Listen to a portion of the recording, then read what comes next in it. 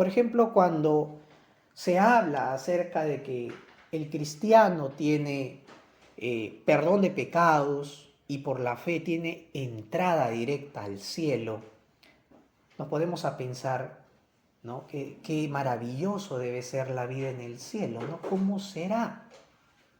Y quizá el Señor no profundiza de manera directa o explícita acerca de la vida celestial, pero sí nos menciona en varias partes de la Escritura el carácter de cómo será. ¿Mm? Va a ser un reino de justicia, va a ser un reino donde no va a haber más egoísmo, no va a haber más pecado, ni siquiera una mancha o pizca de discriminación o de alguna precariedad. No, va a ser un reino totalmente glorioso en todos los aspectos. Y sus habitantes serán no solamente personas, pues almas que vagan, así como más o menos la cultura del mundo nos hace pensar, ¿no? A almas así tipo como nubes, vagando ahí en el cielo, no. Se trata acerca de una realidad personal. Vamos a interactuar con otros santos, vamos a adorar ya de manera directa a nuestro Dios y sí, lo vamos a hacer en un estado glorificado. Es por eso, queridos hermanos, que es importante el tema de la santidad, el tema de la pureza en la vida cristiana. No lo alcanzaremos completamente en esta vida, pero sí estaremos cerca de ello. ¿Por qué? Porque tenemos a Cristo, tenemos a su Espíritu con nosotros que nos acerca más a Dios. Nos pone cada vez más en las filas ya de la entrada a ese reino que va a venir en su plenitud. Es por eso, hermanos, que vamos a ver hoy, y este versículo vamos a dividirlo en dos partes, ¿no? Primero, acerca de cuál es la bienaventuranza, bienaventurados, dichosos, ¿no? Cuán grandemente felices son quienes, los limpios de corazón. Y para ello, primero, vamos a hablar acerca de estas dos palabritas, limpieza y corazón. Comencemos con la que más conocemos, el corazón. Cuando leemos en varias partes de la Biblia acerca del corazón, ¿qué nos imaginamos que es? Los niños pues van a pensar, así es mi corazón que late. Pero cuando crecemos nos damos cuenta que va más allá de eso. La Biblia nos habla del corazón como el centro de nuestra personalidad, nuestro ser por completo, por entero. En ese ser están nuestros afectos, emociones, nuestra mente y nuestra voluntad. Entonces, cuando se refiere al corazón, se refiere a esto, a tu voluntad, a tus afectos, emociones, a tu mentalidad, todo lo que eres tú. Eso es representado en tu corazón. Y cada vez que leemos constantemente en la Biblia, el Señor habla a nuestros corazones. Le interesa mucho el cuidado de nuestro corazón, porque desde ahí comenzó la caída del hombre. Desde que el hombre puso por encima su corazón que a Dios. Y Dios siempre va a apuntar a transformarnos desde nuestro interior, desde el corazón, desde lo invisible, que para Dios es muy visible y muy claro, y que para los hombres es todo un misterio. No conocemos nuestros corazones, ni siquiera nosotros mismos, ¿verdad? Y el Señor no solamente desea un corazón limpio, sino que esto se refleje en todos nuestros actos santos, que seamos coherentes. Si somos hijos de Dios, porque hemos nacido de nuevo en el interior, pues se tiene que mostrar en el acto exterior, ¿no? Dios nos dio un corazón, decimos, ¿no? Un alma para adorarle y conocerle. y nos asemejamos porque el Señor también manifiesta que tiene un corazón. Primera de Samuel 2:35 nos dice que él había escogido, cuando se refiere a David, dice que había escogido un hombre conforme a su corazón y a su alma. Entonces, claro, la diferencia es que él habla de su ser divino, nosotros pues de nuestra alma terrenal, ¿no? Y Dios nos crea para mantenernos puros y santos por toda la eternidad. Es por eso que se interesa en nosotros y hace un pacto con Adán. ¿Para qué? Para permanecer en esa pureza y santidad de manera eterna y asegurarla para todas sus generaciones, para todos nosotros. Pero vemos que el hombre pecó, se rebeló contra Dios y menospreció la santidad que le fue dada como naturaleza. Y si nosotros tomamos cualquier situación de la vida, cualquier desgracia, cualquier accidente, y comenzamos a tirar como si fuera de un hilo, cualquier ofensa, cualquier agravio, cualquier situación, vamos a llegar al final del hilo y ese hilo va a conducir a un corazón pecaminoso. Todo. Pónganlo a lupa y van a ver que los va a llevar al corazón pecaminoso del hombre.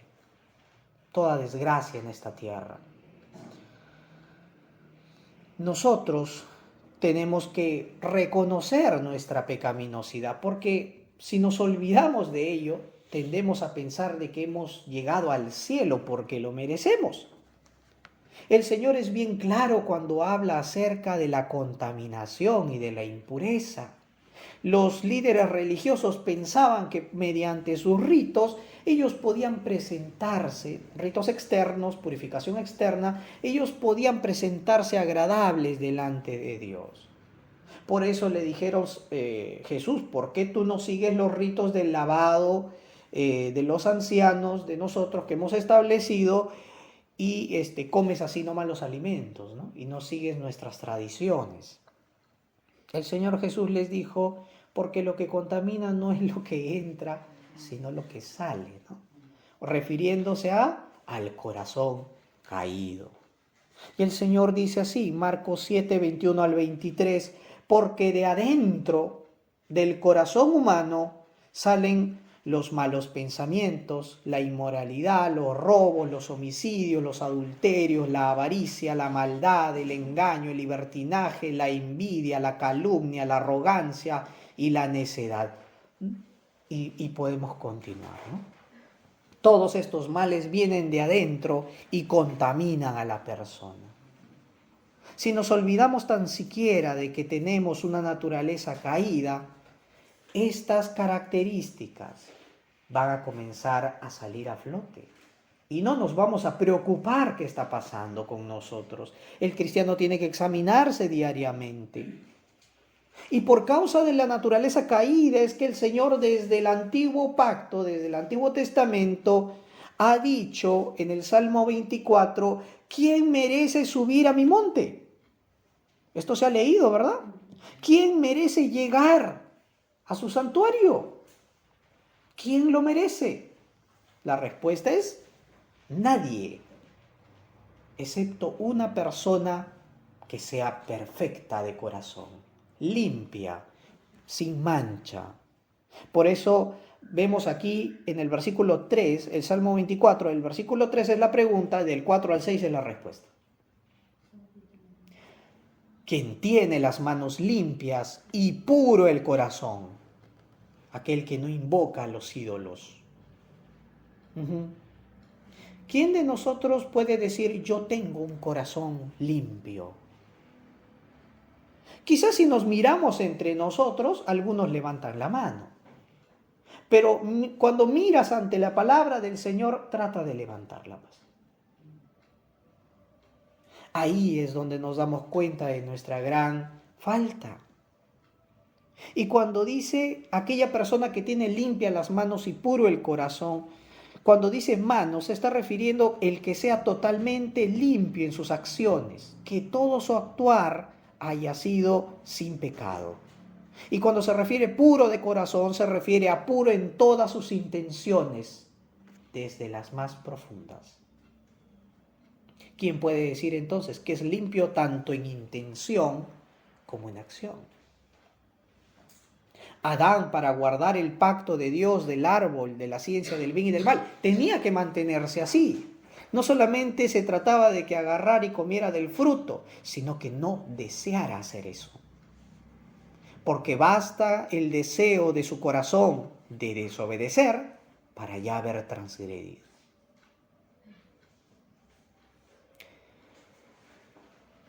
Por causa de la caída, nadie tiene limpias las manos. Todos hemos ofendido en acción u omisión y somos tentados cada día a fabricar ídolos de corazón. Tenemos una gran manufacturera en nuestro corazón, hermanos, de ídolos. Por eso es necesaria la santidad, para matar al viejo hombre. Spurgeon, con respecto a este versículo 4, va a decir: las manos limpias no serían suficientes a menos que estuvieran conectadas con un corazón puro. La verdadera religión es obra del corazón. Sí, hermanos, y sí, el cristianismo es religión. Muchas veces decimos, no, el cristianismo es relación, ¿no? Es comunión, no es religión. No es una religión vacía, no es una religión falsa, es una religión genuina, porque está basada en la verdad, en Dios. Y sí, y hay veces el término religión como que por no entenderlo bien, hay veces lo marginamos, lo censuramos. Pero religión se refiere a la organización, ¿no? Algo que cuenta con liturgia, algo que cuenta con organización, y es lo que se desarrolla en un culto, ¿no? Y el cristianismo tiene eso, ¿no? Decir que el cristianismo no es religión es negar lo que hacemos todos los domingos. ¿Mm? Bueno, ahí tareita para la casa para que investiguemos bien esa parte también. Los que hemos ido a la conferencia, pues se nos ha quedado más claro ese tema también. Debido a esto, debido a que el hombre no puede acercarse a un Dios santísimo por su gran pecaminosidad, es necesario un mediador entre Dios y su pueblo, para que su pueblo no perezca por sus pecados. Por eso Dios proveyó a Cristo como el gran mediador entre Dios y los hombres, para que Dios habite en medio de nosotros y tengamos mediante Él una comunión eterna en un nuevo pacto. Cristo es aquel que actuó con sus manos limpias, con una pureza de perfección de mente, de corazón, y ganó nuestra redención. Es en su nombre que podemos acercarnos a la presencia santísima de Dios sin miedo, sino con confianza y con una promesa que nos esperanza cada día de tener un nuevo cielo y una nueva tierra. Los fariseos, cuando hablaban acerca de que el pueblo de Dios tenía que seguir una vida justa, ellos solamente decían, sí, pórtate de esta manera o de esta otra manera, méritos morales. Pero el Evangelio no se trata solamente de limitar una buena vida moral. Por eso tengamos cuidado, hermanos. El cristianismo no se basa solo en actos externos. Si no está conectado, como dijo Spurgeon, si no está conectado al corazón puro, todos tus actos son vanos. El Señor Jesús confronta a los líderes religiosos y les dice que ellos, tratando de querer ser santos, tratando de querer ser puros y servirle lo mejor que querían, se fueron hasta el extremo. Y ustedes saben que los extremos son dañinos, son perjudiciales. Y es por eso que llevar la limpieza ritual, ceremonial, a un extremo, los llevó a caer en el legalismo. Pensar que sus propias obras los acercaban al cielo. Y tanta énfasis hacían en esas obras que tapaban y los enceguecían de ver su propia pecaminosidad. se desviaron del propósito de la ley, porque todos esos ritos te revelaban tu pecado, que eras incapaz de acercarte a Dios, que tenías que hacer algo. Y todos esos ritos, son los sacrificios y todas esas mediaciones señalaban a la obra total de Cristo en la cruz. Se desviaron de ese propósito de limpieza interior, que tendrías que vivir con un corazón santo, puro y de amor. En Mateo 23, 25 al 28, el Señor Jesús les dijo: ay de ustedes, escribas y fariseos hipócritas, porque limpian lo de afuera del vaso y del plato, pero por dentro estáis llenos de robo y de injusticia. ¿Se entiende bien esta figura, verdad? Limpiaban lo de afuera del vaso, ¿no? Se presentaban bien bonitos, se limpiaban, se purificaban para rendir ritos al Señor. Y muchos de nosotros podemos estar bien vestidos, echarnos un rico perfume para venir a la iglesia. Es algo muy bueno, pero te preocupaste antes de vestirte por cómo estaba tu corazón antes de venir a adorarle.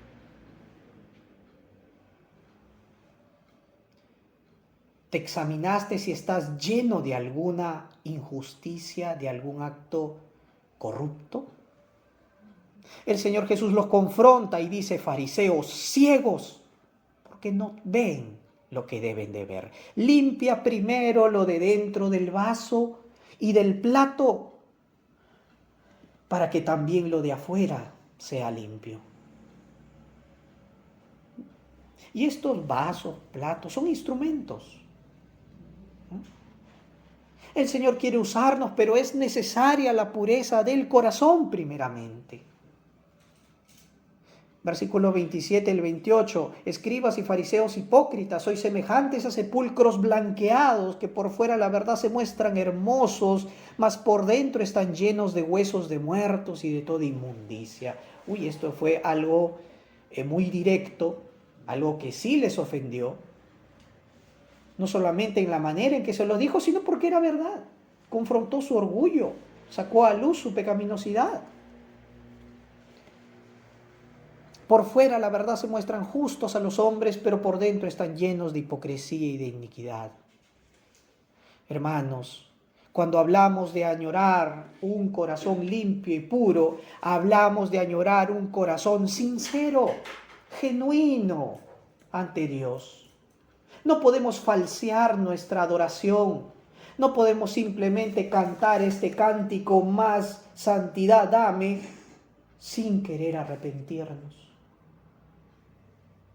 Y justamente el Salmo 24 que hemos leído, que dice: ¿quién subirá al monte del Señor?, nos habla aquel que no invoca ídolos, que no hace juramentos a dioses falsos, es decir, que no vive en falsedades, que no vive en mentiras.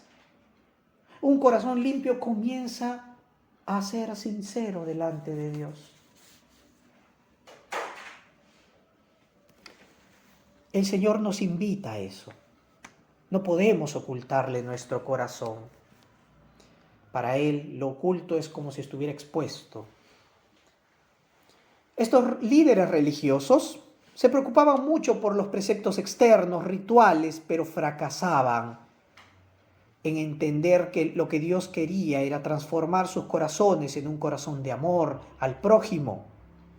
Pero ellos, al irse al extremo, usaban estas leyes, preceptos extremistas para recluir, para despreciar al prójimo. Por esta razón vemos, hermanos, cómo el Evangelio comienza actuando desde el corazón y se va a extender a nuestra conducta y nuestro trato con los demás. El reformador Martín Lutero decía que una persona puede estar llena de polvo, de mugre por su trabajo o por sus actividades, puede haber sudado, cubierto de sudor, ¿no?, por el trajín del día, o puede estar enfermo, ¿no?, que de verdad parezca estar muy sucio, pero si vive en santidad delante de Dios, el olor que desprende va a ser un olor de incienso agradable delante de Dios. ¿Sí? Una persona que se preocupa mucho por su limpieza moral y su limpieza corporal, también tiene que preocuparse por la pureza espiritual del alma. Y hay muchos padres que sí hacen bien en inculcarle a sus hijos que valoren la educación de sus hijos, la formación moral que adquieren en las instituciones educativas. La educación, dicen, forma buenos hombres, ¿no? Pero la verdad es que no. La educación no hace buenos hombres. Hace hombres que sigan ciertas reglas. Un hombre puede ser muy educado y con todo ser alguien malo, ser alguien egoísta, ser alguien despreciable. Tampoco la mera emoción la mera empatía de ser sincero no es suficiente si no es causada por una transformación del corazón. Por esa razón, hermanos, no solamente la educación, no solamente valores civiles, ciudadanos, sino comencemos desde el corazón. Y todo lo demás será alineado. La pregunta para nosotros es, ¿de qué manera cultivamos esta vida espiritual? ¿Somos conscientes de la necesidad de nuestro Dios? Y hemos visto las anteriores bienaventuranzas. Pobre en espíritu, necesita de Dios. Aquel que llora, se lamenta por su necesidad de santidad. El manso, que necesita sujetarse a la voluntad de Dios. Aquella persona que tiene hambre y sed, otra necesidad de justicia. Vivimos de necesidad en necesidad, pero de cosas santas, de cosas que sí en verdad nos edifican.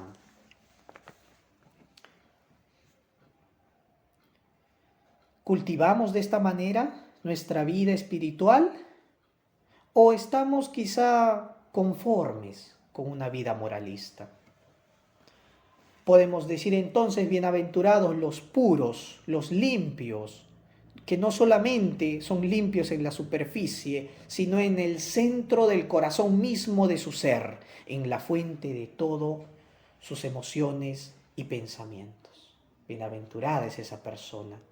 Y quiero que también ustedes lo sean, hermanos. Como último punto, vamos a ver que bienaventurados son los de limpio corazón, porque ellos verán a Dios. Hermanos, en Cristo Jesús, como hemos sido limpiados del pecado y de la maldad, y hemos sido puestos en un camino de santificación, ahora entendemos cuando nos dice, ¿por qué es bienaventurado el limpio de corazón? Porque verá a Dios. ¿Qué necesitamos para ver a Dios? La santidad. La constante santificación. El verdadero salvo persevera en esta santificación de carácter. El que no es un genuino cristiano no se va a preocupar por eso. Así de simple es. Porque el Señor es claro. Muchos tratan de lograr una vida santa diciéndose, ay, es que no puedo vivir una vida que agrade a Dios en medio de mi trabajo, de mi entorno social, donde hay borrachos, donde hay gente que habla barbaridades, se portan así y me inducen a pecar. Estamos en un mundo caído, hermanos. El Señor no nos manda a aislarnos del mundo para ser santos.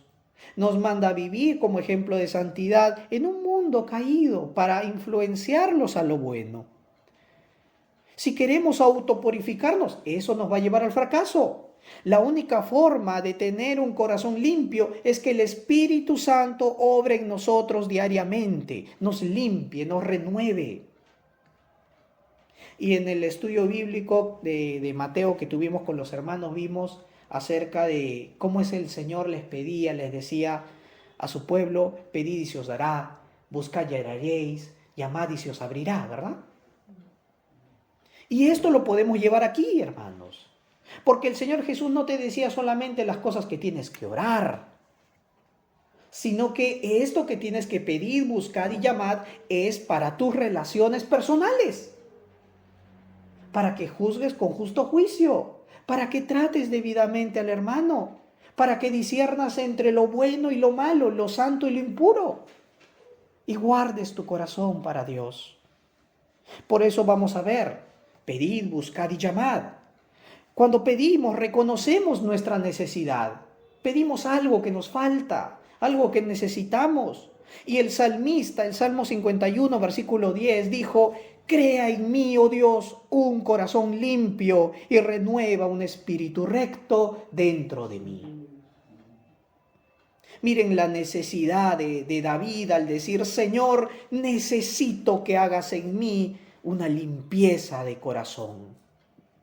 Hazme vivir una vida recta. Yo no puedo con mis fuerzas. Busquemos, no solamente pidamos, sino busquémoslo, hermanos, porque la búsqueda se trata de pedir, más tomar acciones. El Salmo 119, versículo 9 nos dice: ¿con qué limpiará el joven su camino? Con guardar tu palabra. Y ese guardar, hermanos, nos habla de las maneras en que nosotros actuamos para llevarla a cabo. No solamente te esperas a que Dios te cambie, tomas acciones. Procuras saber lo que Dios te dice en cómo comportarte como hijo, como padre, como estudiante, como buen trabajador, como buen miembro de la sociedad. Lo buscas en las Escrituras y te pones un régimen de práctica. De esa manera buscas guardar su palabra. Vean el ejemplo de Daniel, ¿verdad? Le quisieron buscar algún defecto para acusarlo ante Darío y no pudieron porque no encontraron. Él no solamente pedía un corazón limpio seguramente, sino también guardar su palabra en sus oraciones de 3 veces al día. Y no solamente pidamos y busquemos, sino llamemos, hermanos. Y el llamar a la puerta del Señor se trata de pedir, tomar acción y perseverar. De manera que el texto bíblico en Hebreos 12, 14 nos va a decir: procuren vivir en paz con todos y en santidad, sin la cual nadie verá al Señor. Notemos lo que dice: procuren vivir en santidad, de lo contrario nadie verá a Dios. Bienaventurados son los limpios de corazón, porque verán a Dios. ¿Pero quiénes no lo verán? Aquellos que no guardan la santidad. Y el llamar significa perseverar con todo lo antes dicho. Hermanos, cuando tú tratas de consagrar tu corazón, guardarlo para el Señor y ser usado grandemente, ¿perseveras en ello? ¿O te rindes a las primeras ocasiones que luchas contra el pecado, luchas contra tu propia carne? Hermanos, el esfuerzo del creyente es constante y arduo. No nos perdamos solamente en el mero esfuerzo. Pongamos la mirada en que la perseverancia nos llevará a la gloria de Cristo. Nuestra mirada siempre tiene que estar en la cruz de la gloria del Señor. Ahí venció sobre el pecado. Ahí nos dio un nuevo comienzo. Ahí perdonó todas nuestras transgresiones. Nos hizo justos ante Dios de manera legal, ¿no? Perseveremos, procuremos vivir en santidad. No solamente inténtalo 1 o 2 veces, gasta todo lo necesario, llama hasta que ya no puedas más. Esa es la perseverancia. Usa todos los medios que tienes una y otra vez y te darás cuenta que estas son fuentes inagotables de la gracia de Cristo. Por eso no te cansarás, por eso perseverarás, por eso llegarás a la gloria del cielo. Mientras más descansemos en Cristo, más seremos fortalecidos. Mientras más nos acerquemos a Él, más puros seremos y más humildes también, porque nos daremos cuenta cuán grande es nuestra ofensa. Tengamos esa esperanza en claro, hermanos. Y ver a Dios, hermanos, no solamente se trata de querer verlo en el futuro, en el cielo. Vamos por partes. ¿Qué quiere decir esto con que veremos a Dios?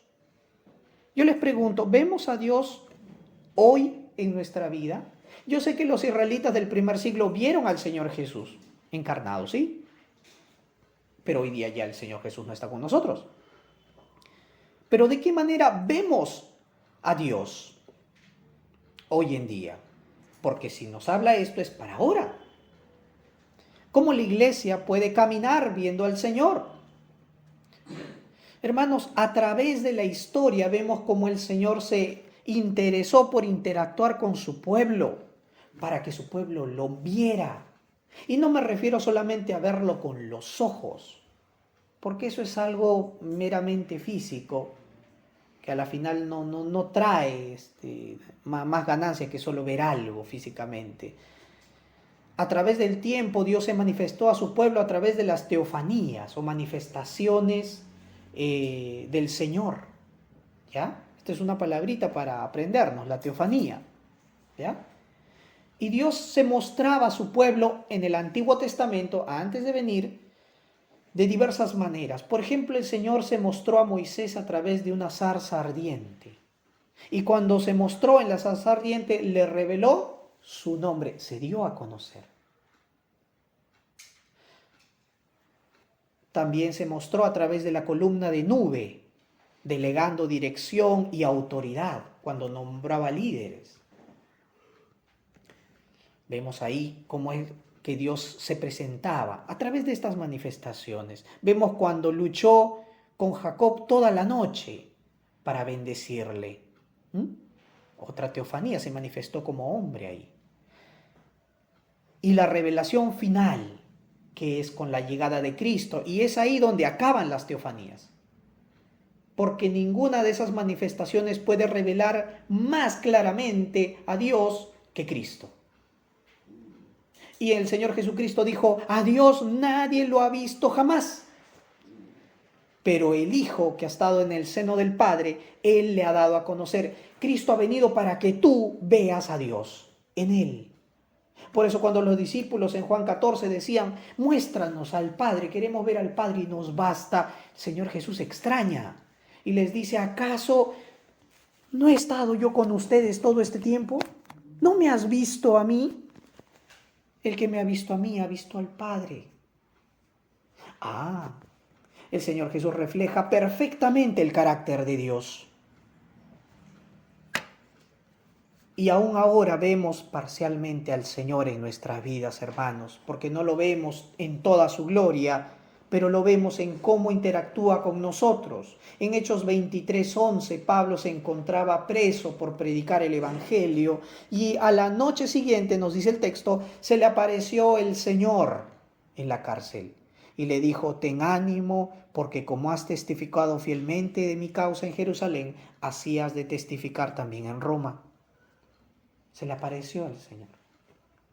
¿Y de qué maneras el Señor trata con nosotros en los momentos difíciles?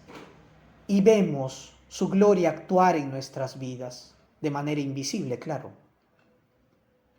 Mientras estemos en esta dimensión terrenal, no podremos verlo como es, hasta el momento que venga la gloria futura. Por eso esto de ver al Señor, hermanos, es prepararnos para la gloria futura. Apocalipsis 22, versículo 14 dice, bienaventurados los que lavan sus ropas para tener derecho al árbol de la vida y para entrar por las puertas de la ciudad.